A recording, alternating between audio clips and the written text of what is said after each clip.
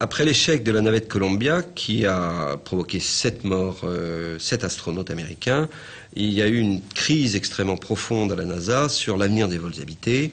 Et finalement, une décision a été prise, janvier 2004, suite à un discours célèbre de George Bush, de faire un retour sur la Lune avec un objectif à l'atterrissage des hommes en 2020. Le schéma qui est actuellement retenu est assez similaire à celui d'Apollo. On lance d'abord le lanceur lourd Ares 5 qui envoie 100 tonnes en orbite basse et qui va en l'occurrence envoyer le module d'atterrissage Altaïr et le gros moteur avec son réservoir qui va injecter l'ensemble vers la Lune. Et si tout ça se passe bien, dans les quelques heures qui suivent, il faut lancer cette fusée extrêmement longue comme un cigare qui s'appelle Ares 1, au sommet duquel il y a la capsule Orion avec 4 passagers. Et un rendez-vous en orbite a lieu, docking, on vérifie tout, et à ce moment-là, on allume le moteur d'injection et l'ensemble part en orbite lunaire. 2 jours, 3 jours après, insertion en orbite lunaire de l'ensemble du système, et à ce moment-là, Altaïr se décroche et fait une déorbitation, et finalement un atterrissage sur la Lune, sur un site qui pourrait être aujourd'hui le pôle sud, notamment les bords d'un cratère qu'on appelle le cratère Shackleton. Il est prévu de construire une base permanente.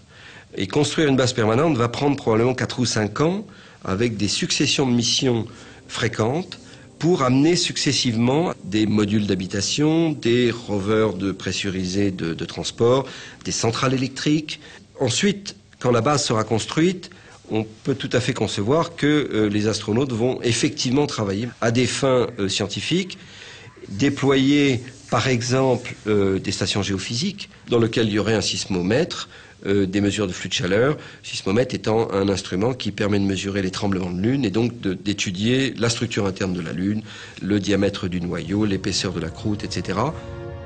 On peut imaginer un rover qui pourrait aller dans le cratère Shackleton pour aller ramasser de la glace.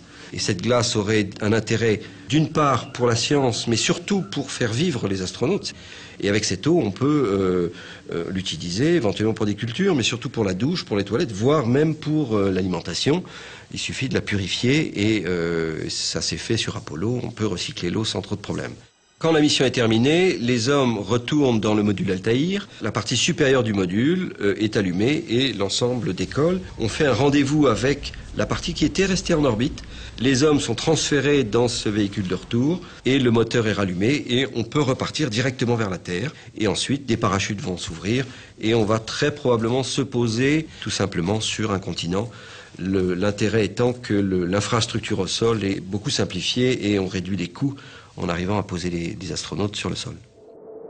Du point de vue américain, l'homme dans l'espace est une priorité stratégique.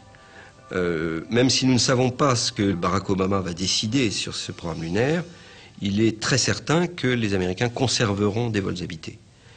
Ça sera soit la station spatiale, soit la Lune, soit les deux.